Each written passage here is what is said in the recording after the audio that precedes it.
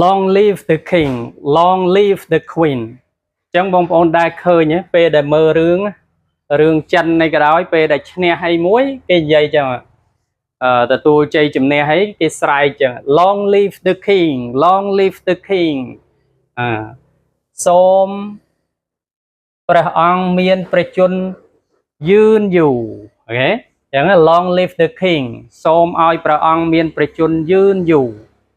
អូខេ long live the queen សូមឲ្យព្រះ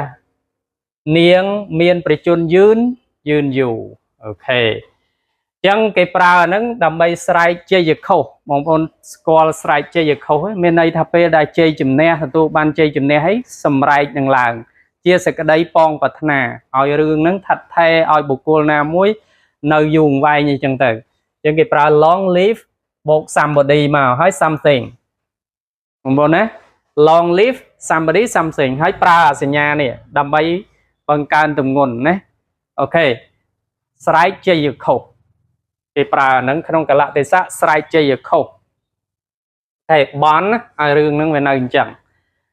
long live the king សូមឲ្យព្រះអង្គមានព្រះជន្មយឺនយូរ long live the queen សូមឲ្យព្រះនាងមានព្រះជន្មយឺនយូរ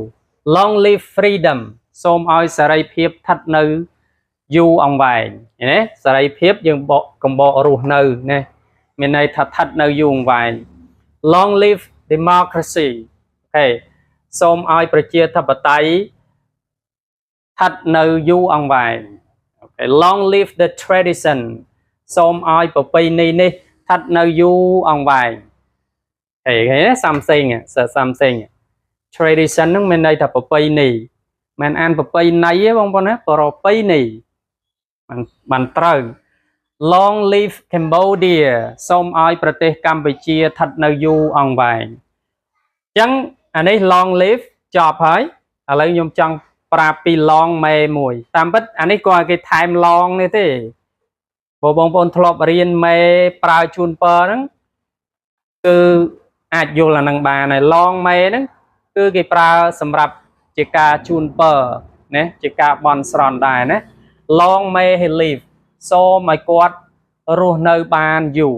ឃើញទេសូមឲ្យខ្ញុំបកអញ្ចឹងណាសូមឲ្យគាត់រស់នៅបានយូរ long may this peace remain សូមឲ្យសន្តិភាពនេះស្ថិតនៅបានយូរអូខេ remain នឹងនៅតិចបងប្អូនដែលច្រឡំថែមអីហ៎អត់មានថែមអីហ៎នេះដោយអំណាចមេនេះណាសូមឲ្យមិនបកអាចទេកាលណាជូនពរហើយចំណាំមួយទៀតបងប្អូនអាចប្រើសញ្ញា full stop ឬក៏ប្រើសញ្ញា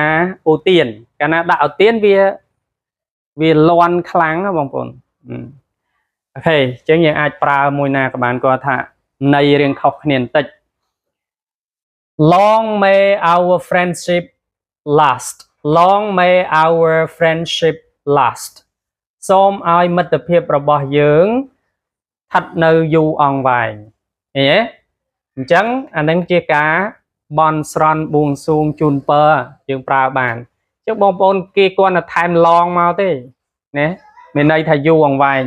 តាមពិតបើយើងប្រើត្រឹមតែមេក៏បានដែរព្រោះថា may you pass the exam សូមឲ្យអ្នកប្រឡងជាប់ប៉ុន្តែបើយើងប្រើ long មកមានន័យថាគេចង់ឲ្យស្អីមួយឬក៏នរណាម្នាក់ស្ថិតនៅបានយូរអង្វែងអូខេអញ្ចឹង long live ហើយនឹង long may លក្ខណៈខុសគ្នាហ្មង long live somebody something ដល់ពេល long may subject បូកជាមួយ verb បងប្អូនឃើញអត់អានេះសូមឲ្យណា